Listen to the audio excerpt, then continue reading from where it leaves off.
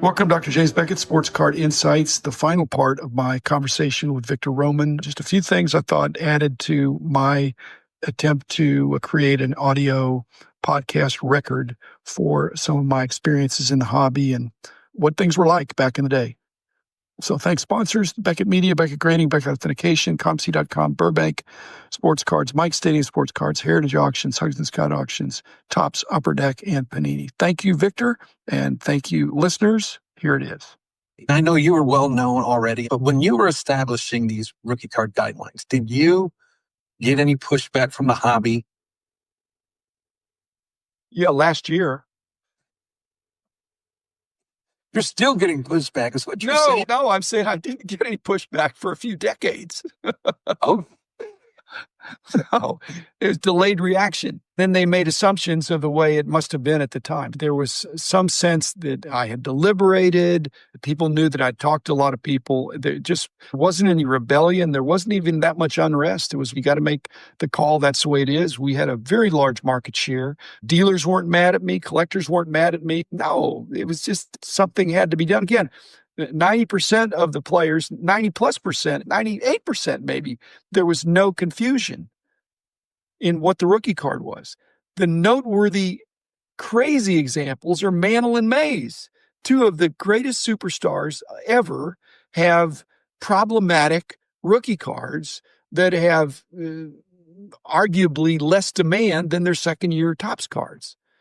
Okay, so there had to be a way to explain that without being dishonest and say the 52 Topps card that Bowman wasn't a legitimate or was a secondary card company. No, in 51, Bowman could have bought Topps or vice versa. Think of Topps as the big behemoth. In the early 50s, I think Bowman was just as big. But then Topps passed him up. And again, that's Cy Berger. Well, very shrewd. Yeah. I will get people who will DM me personally and ask me who made these rules up? Who said that this is how this is supposed to be? And it was because that's what the hobby said. I was clarifying. It was almost nonverbal, Victor, but there were so few that were really exceptions. And they just said, you got to make the call one way or another. There were people that I'm sure disagreed, but they weren't. In fact, Steve Taft disagreed right from the get-go, which would now be 35 years ago, disagreed. But we've been friends before, during, and after. So it wasn't like, he said, I just disagree. But I was never hung in effigy that I could detect. And I was visible. I was out there. People could have accosted me or my guys. We were out on the road. And so we weren't slinking around hiding out. We were there getting feedback. But most of the feedback was, let's put it this way. If something had been a weaker rookie card or an ambiguous rookie card, it would have shown up in the demand. For example, Maury Wills. Maury Wills has an interesting rookie card history. Again, Cy Berger playing a huge part in that by not signing him when he was in the minors because he didn't think he'd make it. Okay, so you got a 63 Fleer, you got a 67 Topps, you've got some other Seattle Popcorn or something. You've got some PCL cards and stuff like that. So there's some early cards of him. You've got him on, 60 World Series card where it's Luis swipes second in the World Series cards. That's Maury Reeves sliding into second base. Yeah. The controversy is more now, Victor. And it's not that it's your fault, but you're bringing attention to something. Now, in those days, you could please almost everybody. Now, it's hard to even please half the people because it is so multifaceted and they've beaten the dead horse with all these. Because it used to be, and again, I've been out of it, but at the point where you're having one-of-ones that are rookie cards, that doesn't seem fair.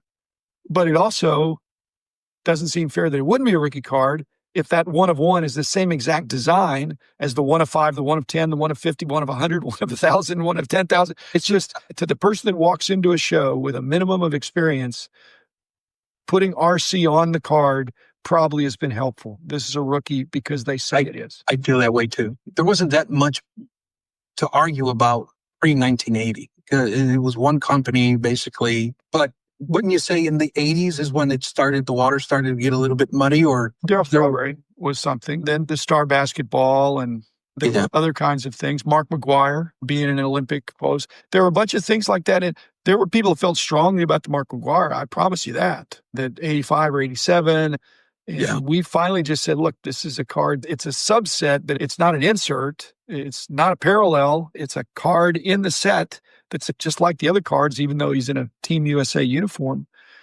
But that wasn't a firestorm. There was some buzz about that. And then people just agreed to disagree. And, I'll tell you what they did. They agreed to disagree and then hoarded 87 tops. Remember Ben Wilson? He had 687 tops. He's convinced that's the rookie card. Now, if he can convince 600 other people, he's in business. And that's how they did it. Yeah. I believe this is a rookie card. Therefore, if I can buy it at a non-rookie card price, I'm going to stockpile them. Right. My first 3 years on YouTube, I got a lot of pushback, but I would say not so much anymore. The waters have calmed, thankfully, and probably because I've changed my tone on a lot of things. And that was based on... You paid your dues and you're worthy of respect. You've hung in there, Victor, and you've been honorable in this. I'm just saying, early on, who is this guy? Okay, but now you are the guy that raises this issue. You're not saying you're omnipotent. You're not saying you're infallible. You're just saying, I'm studying this historically and I'm trying to see what's going on now. I'm trying to be helpful. That's what I've looked at you, and I hope other people will too. I got to thank you, because I remember one episode we had a couple of years ago now, but it really changed the trajectory of my approach. And you basically told me, Victor, you can't expect everybody to have a PhD in rookie cards. And you need to not be so harsh about it. That was a conversation you and I had when the camera was off. But I took that to heart, and I started to reflect on my channel through that lens. And what you were saying was making a lot of sense. I was making it too complicated. And when I was explaining it, I was losing people. You were saying things that they thought were a rookie card. You're saying that's not a rookie card. That's fighting words to them. Instead of saying, look, these are the better rookie cards. These have more characteristics of the traditional rookie card. To me, that's a safer bet than something that possibly is a rookie card that wouldn't have been a rookie card if it had been years ago. You're bringing attention to the historical definition and the evolving current definition. But they don't want you to rain on their parade, Victor. But Jim, the people that do get it, that do receive what I have to say, they're so thankful. It's like their eyes have been opened and it makes so much sense to them. But there are some people that will still push back. And I'm okay with that. I understand. I get it now. It's a difficult, chaotic situation. And that's why we're trying to make sense of it all. All right. Another question. I was studying Sportflix, and I find that they were fully licensed. They came in packs, and they were nationally distributed. But when I looked at older Beckett's, I couldn't find one that had RC on it. As a matter of fact, I had a hard time even finding a Beckett that even listed Sportflix. What's the story with Sportflix? Sportflix was like a boutique, like a specialty set that was more limited, not available everywhere, not mass produced, and with the lenticular, which was not well received. And so we talked to dealers. Many dealers didn't carry it. Now, it was in packs. I grant you that. It had a Conseco rookie of sorts in a 6-panel situation where you just, for an instant, you could see one part of the cards. So there was no great demand for it. There wasn't much price activity on it. So Sportflix was not regarded as a major, widely distributed, popular set. Dealers were not clamoring for it. Collectors were not clamoring for it. They were ugly cards. But just saying, it was like a failed experiment. Now, if it would have taken off, then we would have seen a lot more lenticular stuff. Obviously, I priced them in the annual books, but you got 3 guys on one card, and you can't even picture them in the almanac, because if you don't catch it perfectly, you get half of one guy and half of another guy. It's like Sportflix didn't have a full licensing. It was like an experiment, like a test issue. Now, they did it more than 1 year. They did it 3 or 4 years. And the other problem was how to spell Sportflix. It's not the same. There's been different renditions. Sportflix, Sportflix with an X. They've had, I think, 3 different ways to spell it. Wow. That's no good. But anyway, nobody griped. I won't say nobody, but did 1% of our mail say, hey, why don't you have Sportflix in there? If we'd have gotten a letter like that, it would have been from a dealer who had cases in his garage. We knew those things. And I don't think we did. We're going to shows. It's not out there. It's not, again, this is pre-grading. So it wasn't in the showcases. Kids weren't completing sets. They were a little bit more expensive, at least when they first came out, I think. They weren't a budget brand, but they just didn't get respect. And that real estate in a printed price guide is precious. To add that in there when it's not being widely collected. It wasn't widely collected. And if it's not widely collected, then it's not really a rookie card. It's in the rookie years, we would both agree. And that could give it some demand. The further ratification is that every year I'm doing the price guide. And it was just me in those days of the annual price guide. And that was getting a full workup. And if those prices were shooting through the roof, that Sportflix set would have gone into the magazine. Okay. But when you're tracking it once a year, it barely moved. You don't need to put that in a monthly magazine when every other rookie card is going up, and that's not going up because it's just not perceived as a rookie card. So I liked those guys. I really enjoyed the owners, the head guys there. I was very sympathetic to them. They weren't hassling me too much. In the same vein, let me ask you this. The Tiffany's. You and I spoke about the Tiffany sets last year, and you had determined, and I agreed with you, that they were more of a novelty type of set, only available in hobby shops. But those also never took a rookie card designation, probably for those reasons. No, actually, they weren't really available in hobby shops. They were direct to consumer. And that was not kosher for the rookie card definition of the time. The problem is, after the elapse of time, you realize that when somebody's holding an 86 Topps traded Barry Bonds regular and then a Tiffany, you could never convince them that this one with the better stock and the whiter back and the sheenier, higher production values is nothing. But the other one is at least an XRC, if not an RC. So it just was impossible to split hairs to say it looks the same. It quacks like a duck. You couldn't convince somebody that this would not be considered a rookie card. It looks like it.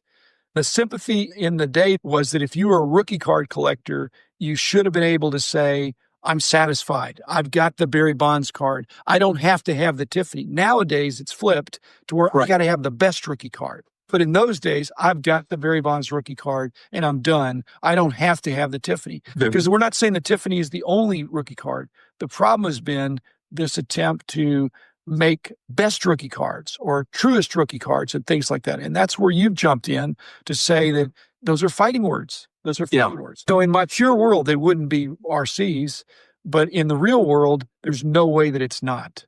It's just like parallels. You say, hey, it's a parallel. That's not fair.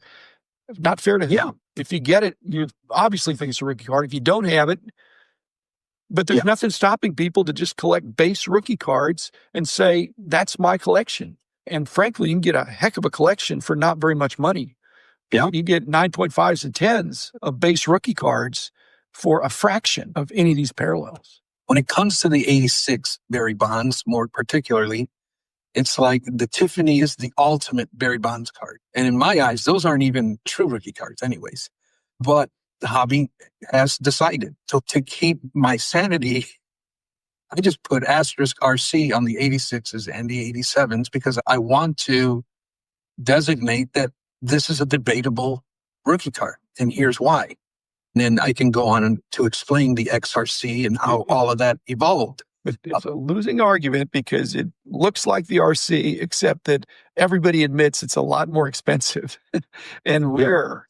Okay. And that's a problem. So then people want to have it because they want the better cards. The man in the house of cards. The man in the house of cards. The man in the house of cards is doing all right.